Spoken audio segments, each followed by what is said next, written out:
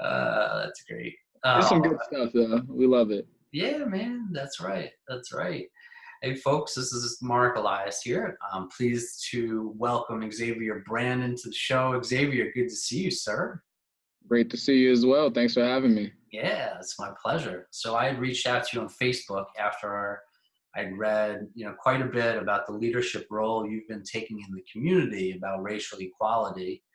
And, we had a phone call. We had a chance to just get acquainted, and you and I have really, really great chemistry. Our commitments are in line with one another. And one of the reasons why we both chose to do this for our community is to really demonstrate what it looks like to be a listener and someone who really wants to seek to understand rather than just to be understood. And that was really cool when we were talking about how we both had that commonality. So today I just wanted to spend some time with you and kind of chat a little bit about the state of affairs. Namely, did you ever think you were going to be in this leadership role in our community? No, not at all. To be honest, I didn't think I was even going to move back to Columbus after graduating in 2015 from New Albany High School. At the time when the march was kind of getting put together, I was really only visiting Columbus for like a 3-week span. I was spending time with my girlfriend and her family. So it was kind of interesting how everything kind of went 0 to 100 rather quickly. So I don't think I really ever imagined in any regard that I would kind of be as involved as I am now. Yeah. So you've only been here for a short while after coming back to see family. And Yeah. then, what transpired? Was this there was an instance with was it a Columbus police officer or Gahanna, one of the local police departments, Mm-hmm. that was that an issue that occurred recently that prompted you to take a leadership role? Or was that like way back when? Yeah, it was during high school. I think it was when I was a rising junior back in 2013. Got it. Yeah, then the incident and issue with like a community member in Columbus Police Department. So that was kind of something that definitely, of course, connects to kind of today. So Yeah. I don't think that, as much had a huge influence, especially on my motivation to want to kind of, lead or organize any events for our community. It was just, those are two correlations, and I think everybody can kind of fill in between to kind of understand how connected they are. Yeah, absolutely. So, Yeah. one of the things that we were considering, and I sent you some notes on this, is Mhm. just policing in general, the dynamic there and some of the nuances. What are Yeah. your feelings about those nuances? And do you have any thoughts about how policing may be improved to provide protection and not be a threat? Yeah, that's such a very I won't even say sensitive, but it's a very complex topic, right? I think when we're having conversation about various perspectives, before you engage, you have to first say, well, I'm not a police officer. I can't relate to being in that service field, but you do validate yourself by understanding how are you a shareholder, so to speak. So when thinking about reformation or policies, or just anything where you're talking about police brutality or on the subject of policing in general, I think for me, the first thing that you want, right, is you want to ensure that we have individuals with good character in those positions.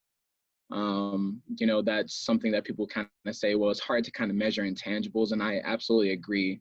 But nonetheless, it doesn't mean that it's anything less important for us to try to recognize and ensure that we have individuals who are good people in these officer positions or in these authoritative positions.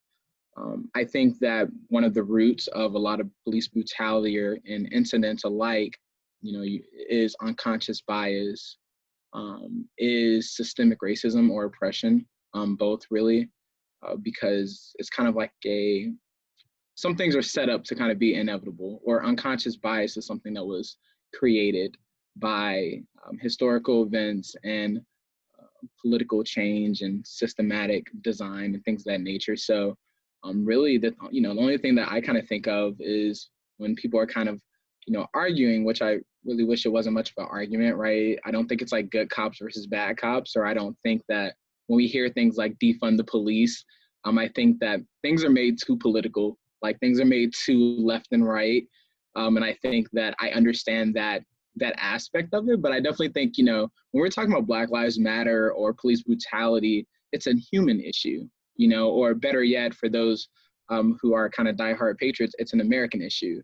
And unfortunately, the Black community has felt as though it's just a Black issue. And I think that luckily a lot of people are kind of, holding themselves more accountable. People are, learning to be more considerate and better listeners to kind of quite understand how it is an issue for everyone. So I think it really goes deep. I don't necessarily have all of the solutions to offer. I think that we have to just be as vigorous and as aggressive as possible when trying to combat and eradicate racism. I think we have to very intensely seek knowledge, especially to those who are in such powerful, amazing, and serving positions, such as officers. I think that, the community at large just has to be as engaged as possible. And our leaders have to exemplify what it means to be a great listener for the sake of those who you're trying to serve. So, there are tons of micro solutions that could be implemented, tons of additional things that could be said to kind of contribute to that idea. But I think those are just some very general takeaways and, my hope in terms of how individuals approach police brutality in the system at large. Yeah, it's very wise of you. It's really difficult to go beyond one's anger, frustration, feelings of helplessness, to try to envision what the other side is seeing, what the other side may be experiencing, what the other side is like. Right. And, I've been thinking about that as well. Like, what has it be this way? That there's, police treating Black people and minorities in a way it lacks humility and humanity. And one thing I was listening to was the comparison between military and police, how military, particularly those in higher ranks, are really, really trained up, lots and lots of training. And a lot of that training is the brain between your two ears about how to de-escalate, how to keep things in perspective, how to know when you are communicating from a place of ego and emotion. Mm-hmm. I just feel like there's a whole lot of training that's missed, that's absolutely a requirement in the role of policing. I'll say something that's so interesting about training. It's super important. It's very pertinent to anyone who is doing any job. I think that one of my issues with how complex individuals try to portray this Black Lives Matter issue or these police reformation issues is that, in my opinion, as a Black man who has his 23 years of experience just in all facets of life, there are certain habits that we have as humans, as citizens, Americans, however you want to kind of label it, where training is seen throughout sports, right? There's a certain level of training, and we have this correlation that the intensity of your training may be a direct result that you see from, your work, or when we go do a job that maybe has its own requirements academically. You're trained for between 2 to 12 years if you're talking about, being a doctor or a PhD. As a society, we've agreed that training is necessary for any role that you play in society. And I think that same level of expectation of diligence and execution to prepare for a job that's so crucial and important in this society, which is that of a police officer or a public service person, where they have the power to kill, to defend, to protect, to save lives. These are very abundant positions of availability throughout the entire country, right? Police, I mean, the number of police officers is quite large. So I think speaking on, your tidbit on training, it absolutely has to be done. It just has to be done. And I think even those who say there is a lot of training that does already exist, what's the quality of training? What is the potency that unconscious bias is being like addressed up front, right? If you have training and your training is about diversity and inclusion, but within that training, you don't acknowledge that systemic oppression is real, or that systemic racism exists, or you don't acknowledge that, as a police officer, you're going to police or protect, defend various groups of diverse skin tone, of diverse cultures.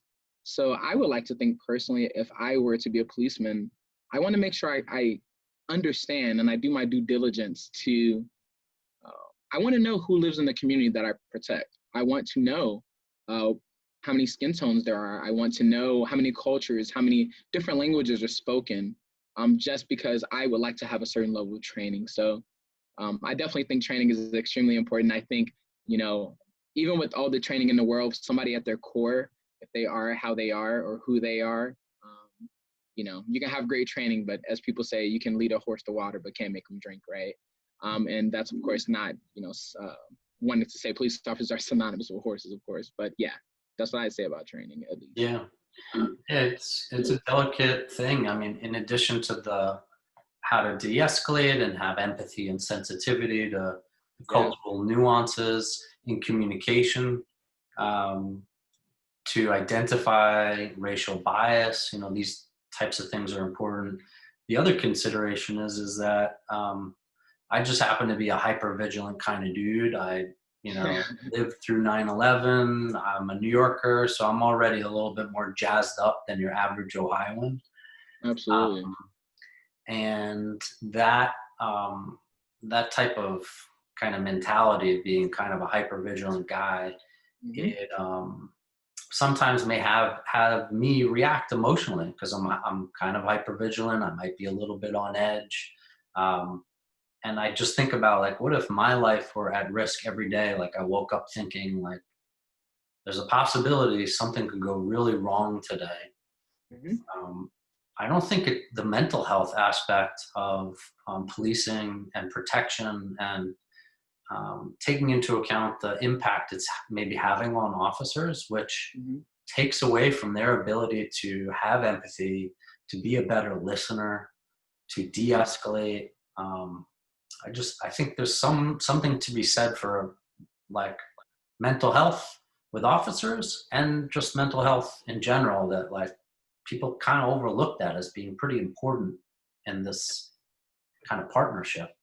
Yeah, I definitely think mental health is extremely crucial now more than ever. I think that as a community, we can't burden only these issues just on the police department. I think that as a community, we have to demand that the culture is appropriately set within any law enforcement area.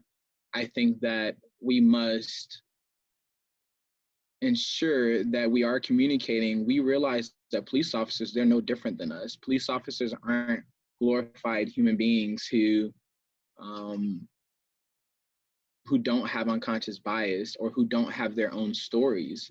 Maybe there are police officers who had experiences um, that create some form of unconscious bias, or we have police officers who may have backgrounds that may be rooted in systemic racism or oppression.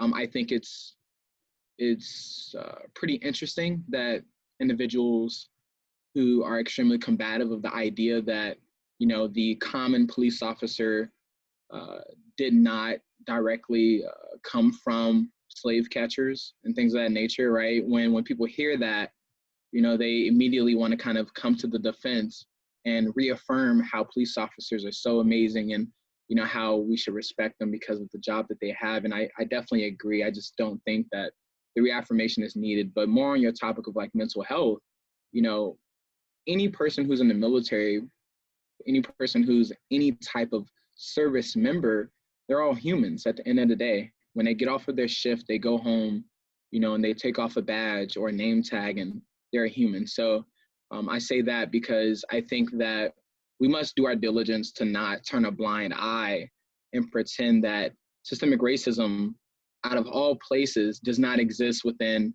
law-abiding, or rather law-enforcing agencies or military service people. You know, both of my parents accumulated over 40 plus years in the United States Army. I have family, friends, and plenty of individuals within my network who served to protect, who are doctors, nurses, every aspect of what service means in this society. And I think that my ability to kind of understand and recognize and fully acknowledge that these are positions that maybe myself, I wouldn't even want to do just because it's not my cup of tea. But even with that profound respect I have, we have to be willing to set politics aside and really address reality. You know, there are police officers who may not mentally be equipped to uphold the job that they have. And again, the topic goes to diligence and vigilance. How intense are we going to push these efforts? And when you spoke about how hyper vigilant you are, I think everyone is hyper vigilant about the things that they care about, right? Like, if you don't care about something, are you really going to do your due diligence? If you don't believe systemic racism or oppression exists, are you really going to monitor microaggressions or ensure that you are providing in such a contagious manner, you know, productive ideologies in the society? So, you know, we could talk about that all day, but it does kind of go to oneself, as you could probably agree. Yeah, I think that's really insightful. You know, one thing that I learned during this process was my my impulse when a lot of this was going on was to say that all lives are valuable. And then Yeah. as I listened more to the dialogue, and as I, you know, there was one sign in particular I saw on social media, and it was saying that, like, you know, Black Lives Matter. We're not saying all lives don't matter.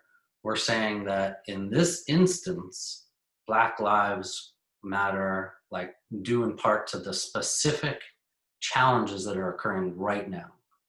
Yeah. And like, I was thinking about it, and to like broaden the lens and have it be humanity, that's a given that humanity, humans, all people matter. Right now, the focus is that there's a hardship amongst the African American community, and that the conversation is about Black Lives Matter. And I thought to myself, like, I could really see that this isn't about just broadening, you know, all lives matter. This is really about Black Lives Matter right now. This is the conversation. So that's something I learned. That was my takeaway. What's your takeaway in the language of all lives matter versus Black Lives Matter? What do you hear in that? I hear perspective to start, right? When someone is voicing their support or their potentially contrasting belief on Black Lives Matter, you hear perspective. As a Black man, and of course this is speculation, but if you have someone who you truly care about, who's a part of the Black community, if you have seen up close the effects of systemic racism, systemic oppression, I doubt you will ever hear anyone who fits that mold say all lives matter. It's because there's a new perspective. There is perspective that one may have that others just don't, by and large being a part of the white community, who maybe lack that perspective. Saying Black Lives Matter and someone saying all lives matter, there are different motives that I've been made aware of. I haven't been made aware of all the reasons one would want to say that. There are some who lean on religious faith to say that, you know, you're supposed to love everyone, this all-inclusive perspective that everyone should be included within Black Lives Matter, or in contrast, rather. You also hear kind of, Why does everyone's life not matter? Why is it Black Lives Matter? And then there are some who I immediately can identify as, because of their political affiliation, if it is right or whatever it is, it's almost like you say all lives matter as a spite to throw into the face of someone who may be someone on the left. While that is one of the most, immature things that I unfortunately have to be exposed to, it's the truth. Again, Black Lives Matter, this is not a liberal view. Black Lives Matter, or at least it shouldn't be, right? Like, Black Lives Matter is not a time for someone to put a butt behind it, or for someone to retroject the conversation, or for someone to bring up a statistic about Black people that they may have found and may not have the intellectual capacity to kind of, bridge the gap between a statistic and the story that lies beneath it. Like you said, Black Lives Matter does not mean all lives don't matter. Black Lives Matter does not insinuate Black Lives Matter more. And it's, again, interesting that the things that I just said about what Black Lives Matter doesn't mean, these are very trivial, very basic, very surface level, common sense, dare I say, opinions about when you hear Black Lives Matter, maybe some of the thought processes one should go through. If you have a child who scrapes their knee and you give that attention to that child who scraped their knee, should the other child say, where's my attention? Should the other child say, am I not important? Being a parent, that's a clear example of how you would say, my child just scraped their knee. They need immediate attention in that moment. So despite it being 2020 and myself already kind of having some of those irritations about how in 2020 we have all this support, we have this movement, but systemic oppression is not new. Racism is not new. These issues are not new. These brands that may have a logo or that may have something affiliated with the brand that may be using the Black culture in an insensitive manner, these are things that aren't new. And again, for someone to say all lives matter, in contrast to Black Lives Matter, it definitely feels like a slap in the face. It feels as though one does not want to acknowledge that the whole purpose of Black Lives Matter is because individuals had enough so long ago. But Black Lives Matter is an opportunity for people to acknowledge that the Black community has been oppressed for centuries, for years, for a lot of time that people don't know about, if you don't do research. And I think it's so crucial for individuals who do have any plight with Black Lives Matter, please go get perspective, please. If you feel like you should say all lives matter, if you feel like you need to say blue lives matter, again, Black Lives Matter does not mean that the lives of police officers don't. It doesn't mean that officers who do their jobs in the best way that protects equally, without unconscious bias, that kills everyone within a community, yes, their lives matter. Everyone's lives matter. Sure, that's true, but Black Lives Matter didn't start just so a group of people, specifically the Black community, to just bring attention to themselves and start promoting how their lives mattered. It started for a reason. And for you to overlook that reason makes you a part of the problem. It's extremely insensitive and is counterproductive. So again, when you ask, what's my take on it? Perspective. That's what I immediately am able to kind of identify, that there's a lack of perspective for the Black community. Yeah, I had to learn that for myself to really understand, why am I off the mark? If my commitment is to equality and to just being a loving person, and being a contributor to all lives, why is that off the mark to say all lives matter? And the more I learn, the more I'm exposed, the more it becomes real for me, that it's a different statement, and it's not taking away from other lives. It's just saying that right now there is a knee of a child that's hurt, and we are focusing on that child. Absolutely. Yeah, it's a really great analogy. I love that. So what's it been like for you to now take this leadership role? I saw you in videos, you got the loudspeaker, a lot of people are following you, they're listening to you. What's been the impact on you? Absolutely. We talked about mental health. We talked about, kind of the reality of that. Um, so many times you have a lot of people who like go to marches or they give speeches and they kind of say, I don't want to be here right now. Like, I don't want to be in this position. If I could snap my fingers and systemic oppression or racism never existed, I would fully have this immediate desire to give up any platform that I may have right now. Um, I think, as I said at the march, when we all gathered, I had to articulate that we weren't there for celebration. We weren't there for a parade. We weren't there to, just only promote peace and love, but we were there to acknowledge systemic racism and oppression. We were there to articulate that the New Albany community has an intolerance for those who are racist or those who have unconscious bias and are unwilling to address it for the greater good of their neighbors, right?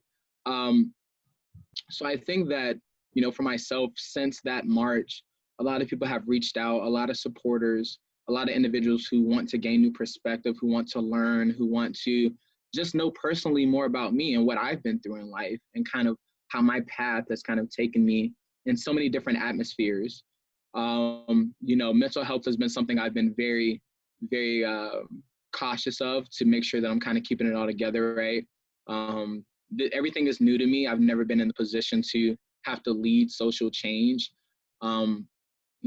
Going and experiencing these social issues in the media or just seeing them for yourself, to imagine and give more perspective for the Black community, it's already enough as it is. It's already a lot to bear on my shoulders, the weight of being a Black man that is seen as a threat or a Black man that, based on proof of what we've seen, I don't know which action next may lead to my demise.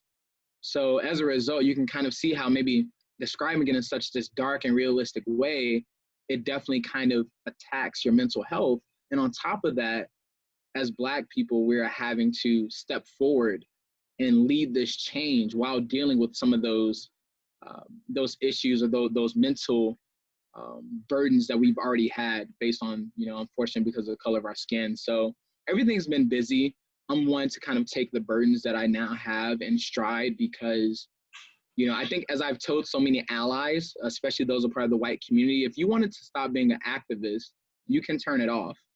You can go to a march or you can go support someone. And then when you go back home, you don't have to be an activist anymore. As someone a part of the Black community, there's not enough that I can do. I have to continue to fight. I have to continue to lead. I have to continue to educate myself and others because I have everything to lose.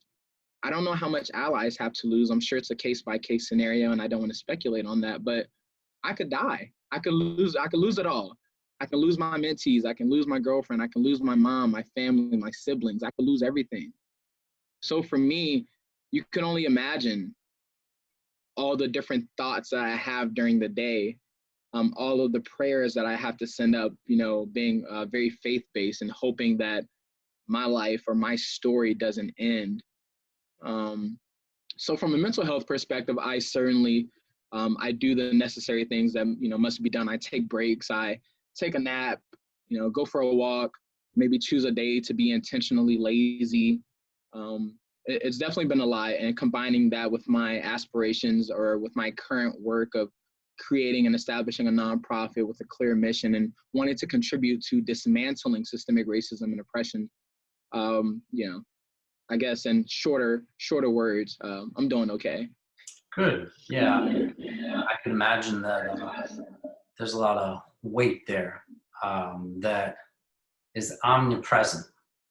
And as you begin communicating with more and more people that reach out to you, you begin to viscerally experience that weight.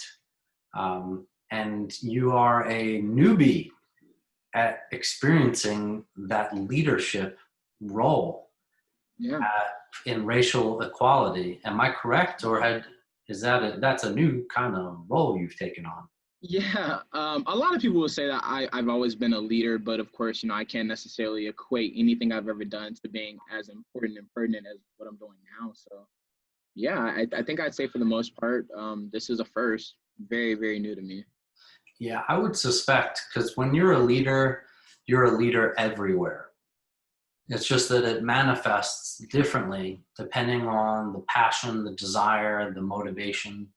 I would Mhm. suspect asking people in your life at various stages, there's probably leadership all throughout your life. It's just that this one, you're getting the most amount of press and public acknowledgement.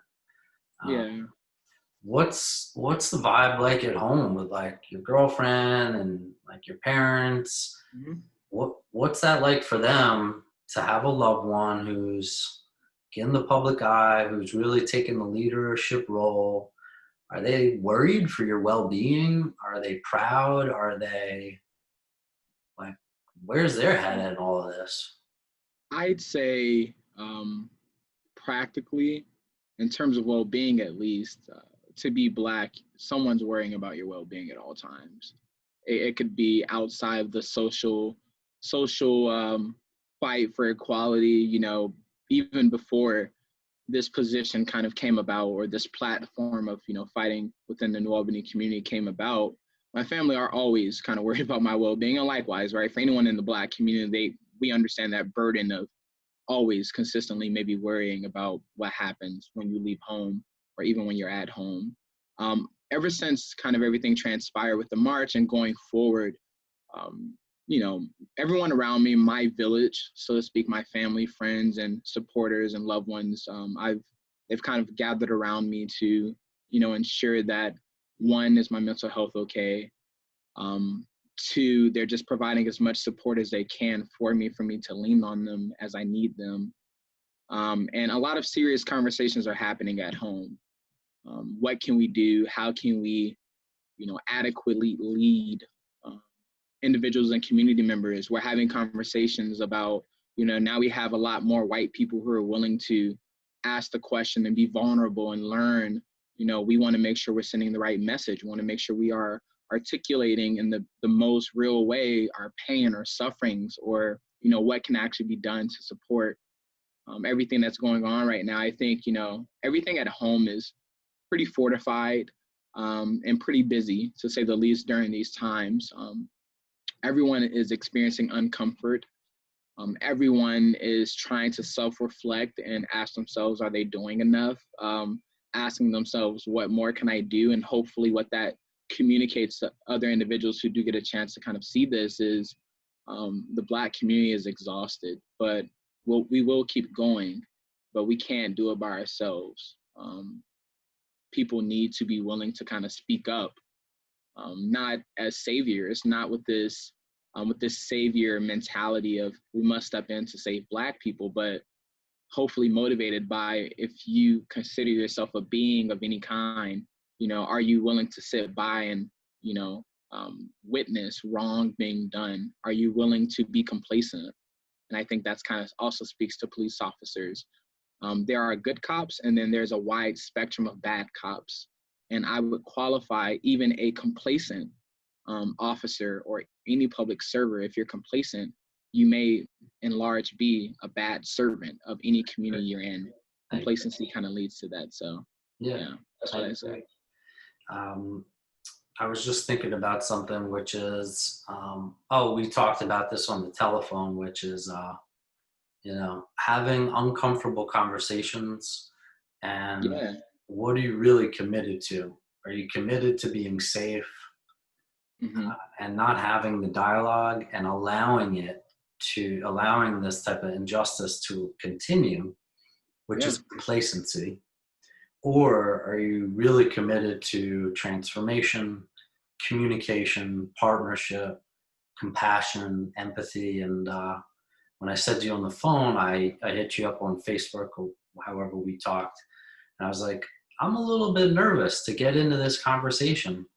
And you're like, yeah, but you reached out. So clearly you're committed to something else more than being uncomfortable. And Yeah. I've continued doing that.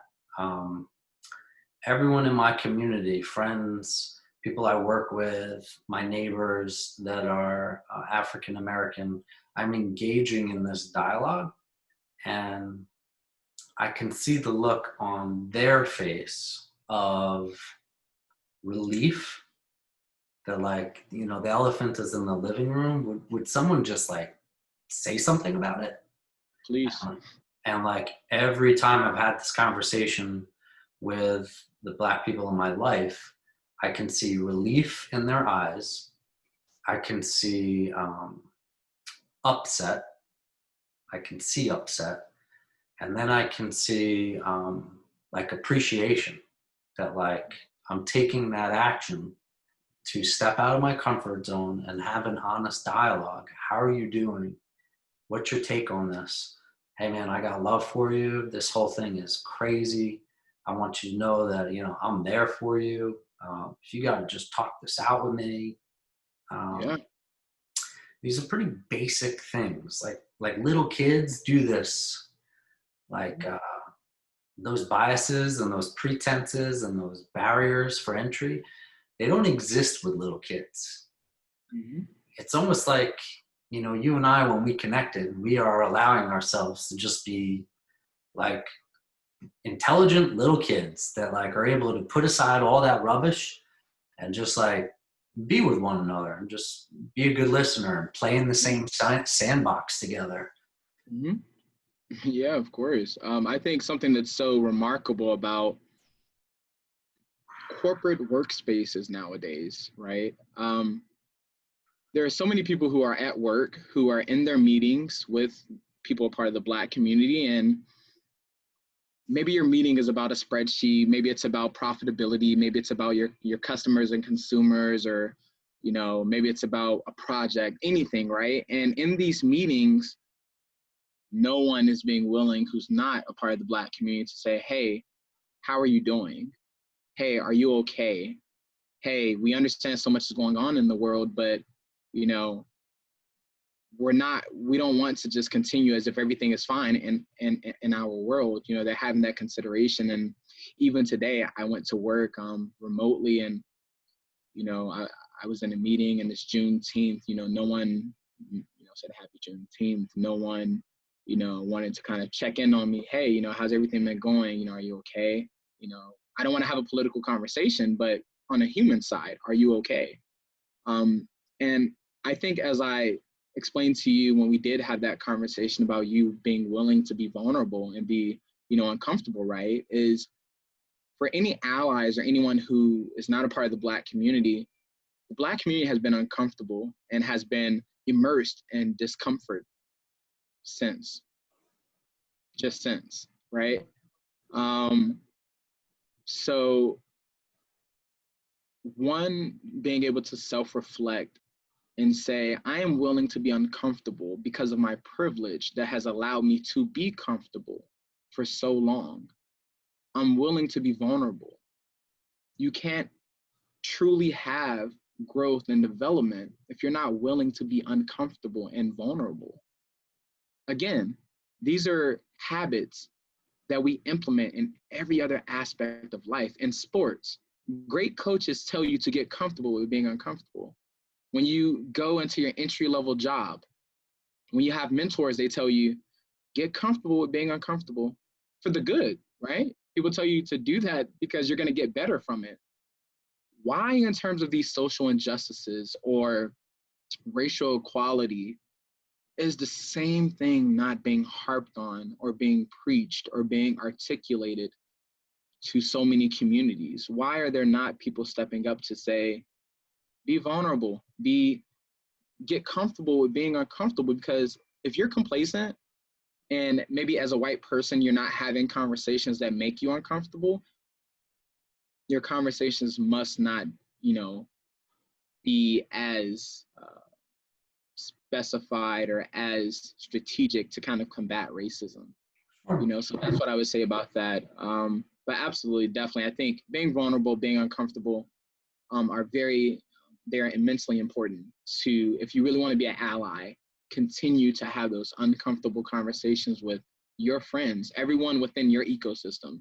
Have those conversations, you know, sit around a circle and talk about your very own microaggressions. What unconscious bias do you have?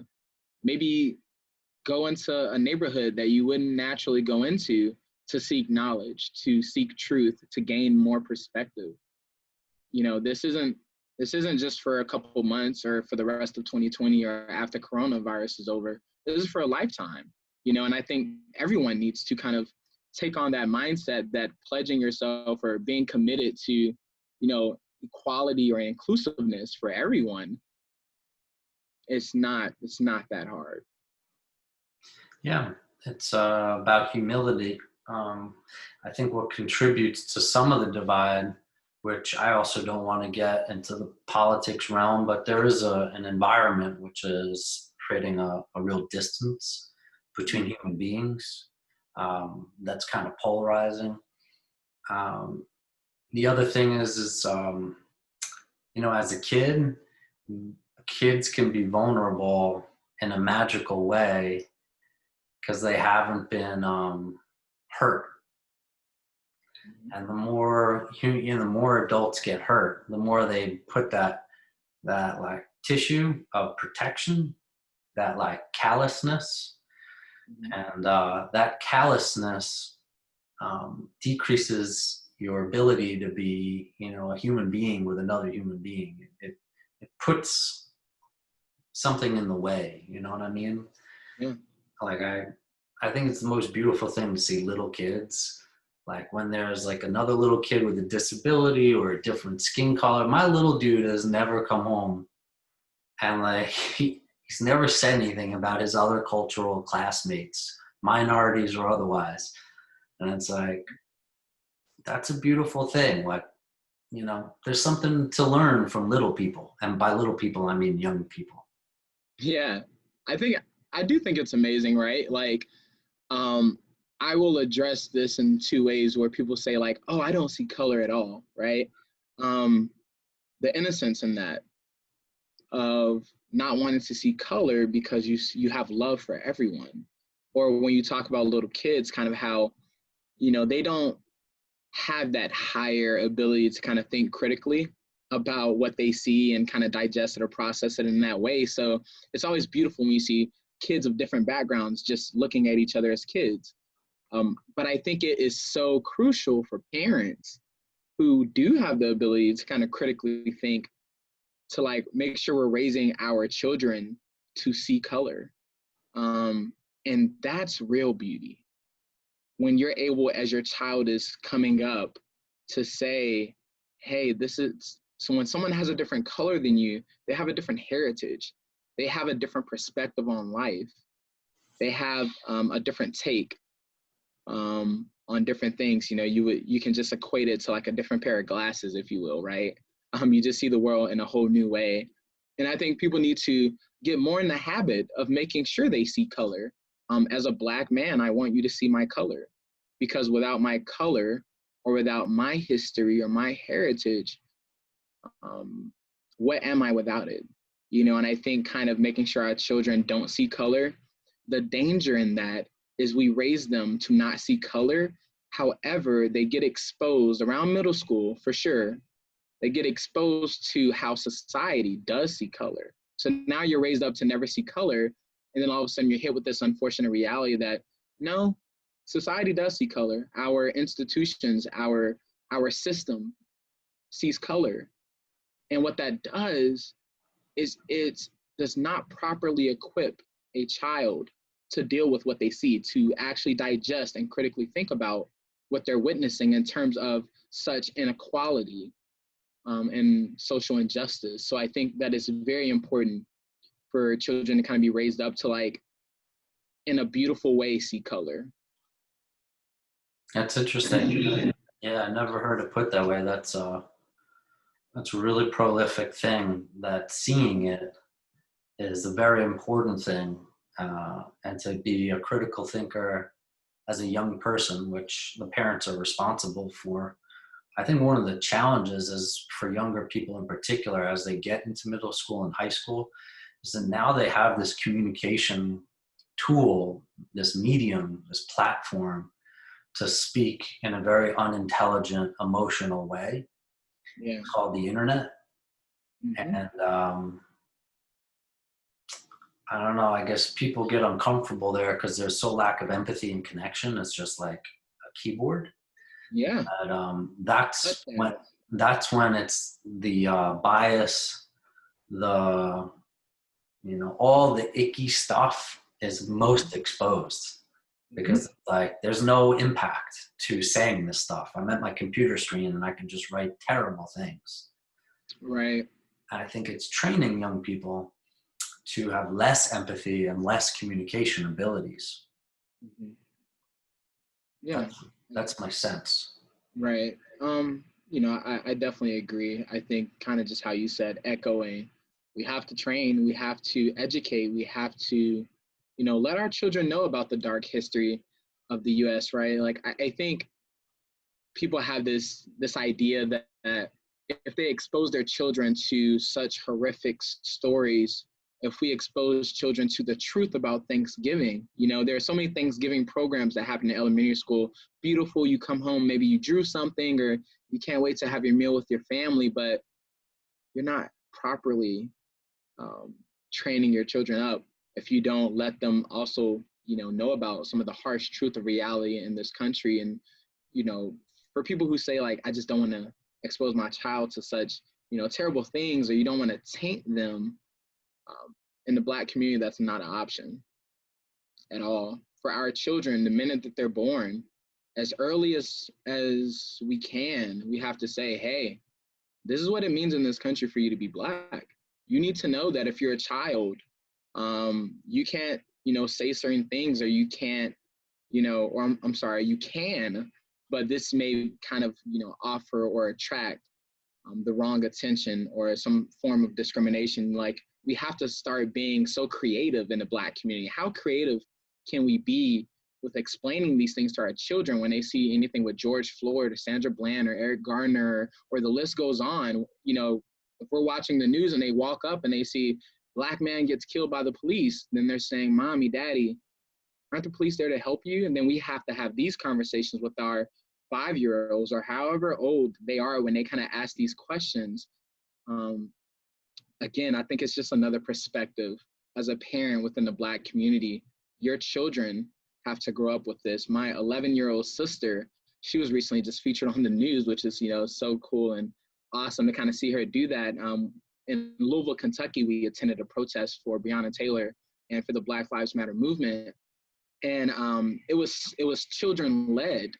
And my sister, at the end, when they offered for people to kind of speak, or especially children to speak, it really just blew me away to think about, what was I doing when I was 11, or what are people naturally doing when they're 11 years old, right?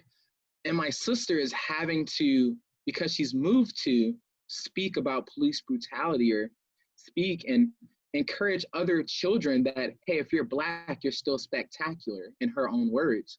I don't think people seek that type of perspective to understand that maybe your child at 11 years old is just kind of having a great time playing outside with the dog in a very stable environment.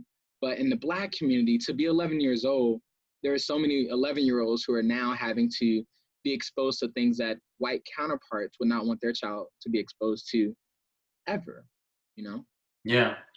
Yeah, I'm very sensitive to the plight of minorities living in majority white communities. Yeah. It's my wife and I, having grown up in New York, um, I grew up on Long Island where it was majority white in my community. In fact, my closest friend was probably one of a handful of Black people in my school. And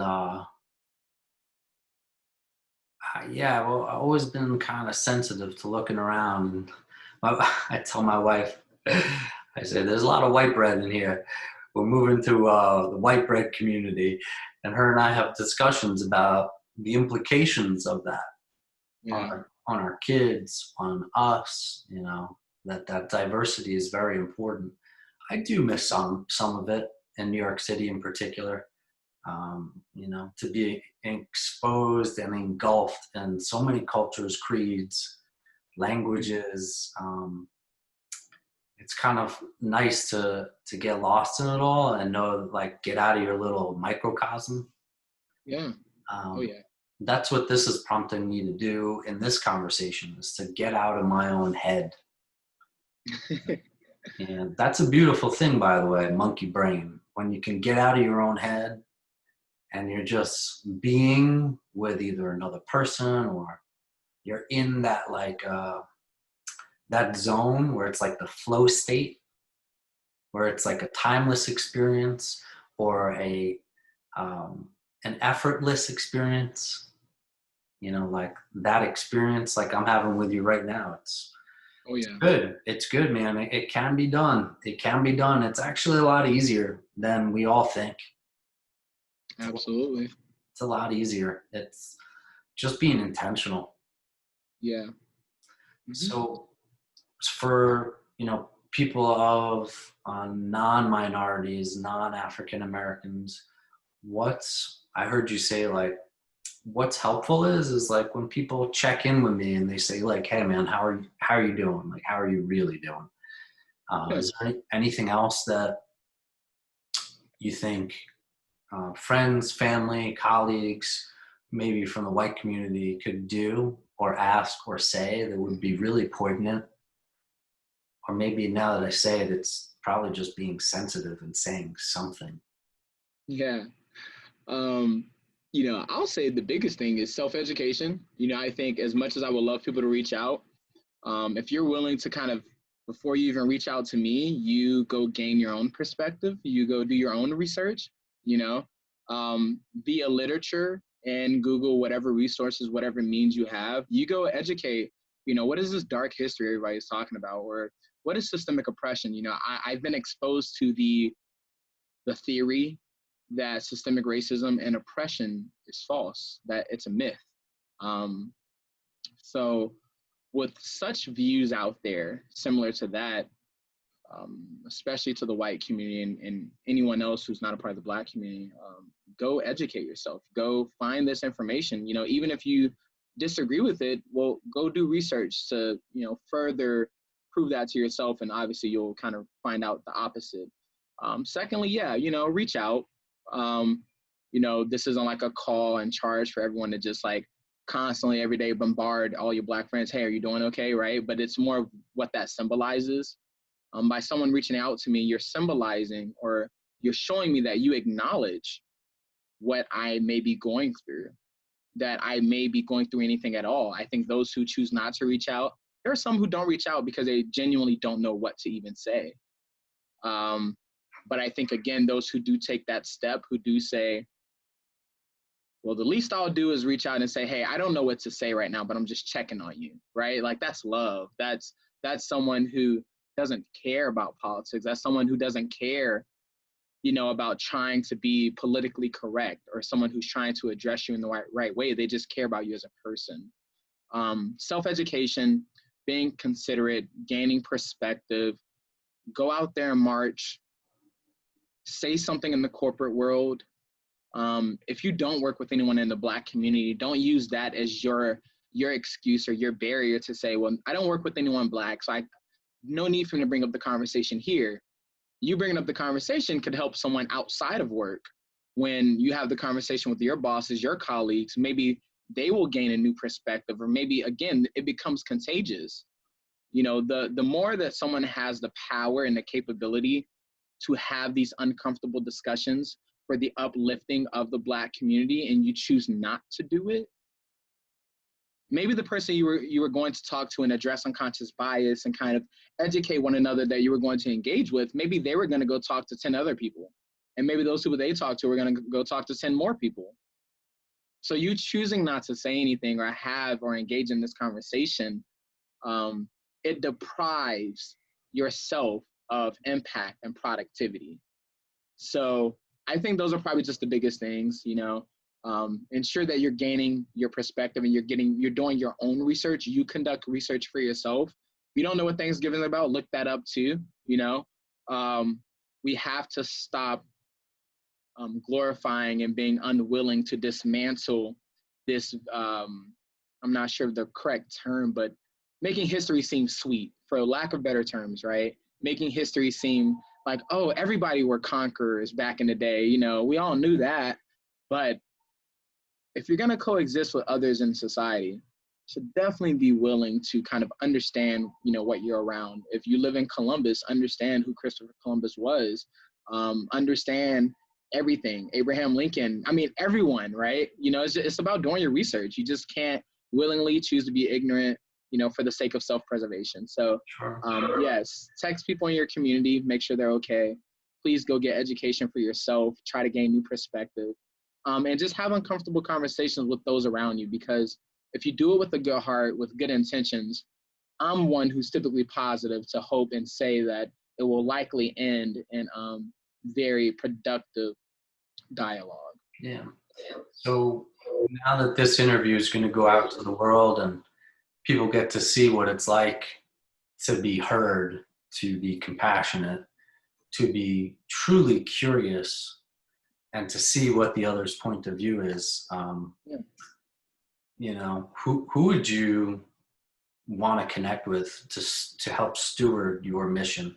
Is it like the mayor in New Albany? Is it like somebody high up in the ranks of policing? Like who would be someone that to you would really make a difference that you'd want to be heard and speak to? Yeah, I think that's a stellar question. I definitely charge all, you know, officials in the Columbus area. Would love to have a conversation with anyone, and be connected. You know, for the sake of collaboration, we're looking to eradicate racism, right? Everyone versus racism. That was a chant that we had at the march. So why is it not all hands on deck? Why should it not be everyone come to the table? Let's find a solution. You know, I don't think doesn't matter what your profession is. I don't care if you're a janitor, if you work at McDonald's. I don't care about any of that. We're humans first. You know, socioeconomic spectrum comes after that. Um, so yeah, you know, connecting with individuals who are public servants, those who are police chiefs or officers, anything of the sort, right? I think it's very pertinent to have all perspectives and have everyone willing to kind of help out. I know with my nonprofit, what I'm obviously looking to do in Columbus, since I am kind of re-entering that space after graduating May of this year, is I want to get very ingrained in Columbus and New Albany and all, you know, nearby suburbs. I want to understand, what does the landscape look like here, in terms of education, in terms of entrepreneurship, in terms of mass incarceration. What does this city look like? I don't want any filter. I don't want to see it through a lens of, you know, everything's great here and it's bad like everywhere else. I want to be connected with people who truly want to help. I want to be connected with individuals who do have economic means, resources, and ability, because, you know, to be frank, that's what we're here for. We're here to unravel systemic oppression, and it absolutely can't be done without, you know, financial means or land. You know, when you look through history, you know, I think it's very interesting how now you do have a lot of people who are very successful, very wealthy, have tons of land, different properties, and like now they want to help. And hopefully they've always had that spirit of helping, of course. But, you know, even with trying to promote equality, I also want to be connected with people who are willing to engage in that conversation of, you know, let's fight for equality. But even then, you know, in the spirit of not wanting to be complacent, what do we do as a society to address the head start that the majority has been obliged to have, right? So, you know, to shortly say, I would love to be connected with everyone. I'm always open to learn, listen, educate, converse, and collaborate. And I think that as I am now moving back to Columbus, Ohio, I am looking to be productive for the rest of my life, but especially while I am in that community. So I definitely appreciate the platform. Would love to, you know, continue our conversations that we personally have going forward. So Yeah, so, no doubt. Xavier, you're a rare breed, man. You are a really extraordinary young man. You're in your mid-20s now? yeah, I am freshly printed as 23 this past March. I mean, your wisdom is so far beyond your years. Um, I really appreciate the chance to connect with you, kind of speak candidly. I'm really glad to know you. Of And course. I hope this conversation, is like that little drop in the pond that creates a ripple That's effect. it. Yeah. And I think it's super important also to note that, for those who are outside of the Black community, one of the microaggressions that's so interesting enough that I've always had to endure is like, oh, wow, he's such an exception. And of course, I'm sure those weren't your intentions at all. But I think it's important for a lot of people to kind of like look at that. Like, I've heard people say, wow, I just love how you're going about things the right way. I love how you're so articulate. And it's in a way, for those who do understand, that is a microaggression of itself. This expectation that, everyone who's fighting for and advocating for what's going on, they're going about it the wrong way, or that because I am so capable of articulating myself, that it's something that is unexpected of the Black community. So I definitely encourage everyone to, even in the most subtlest of compliments, try to help and be supportive of everyone and make sure that there is no unconscious bias or anything like that. So I Yeah. definitely appreciate your sentiments and compliments. And I owe it all to my mom and my village for grooming me the way that I am.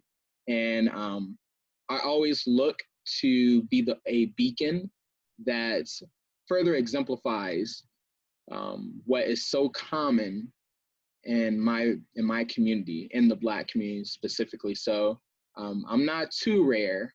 I think there are plenty out there just like me. We all have our own different strengths, but I thank you so much nonetheless. A lot of gratitude here. Yeah, no doubt. Just to frame the context for that feedback, my Yeah, my sentiment was your age um, yeah.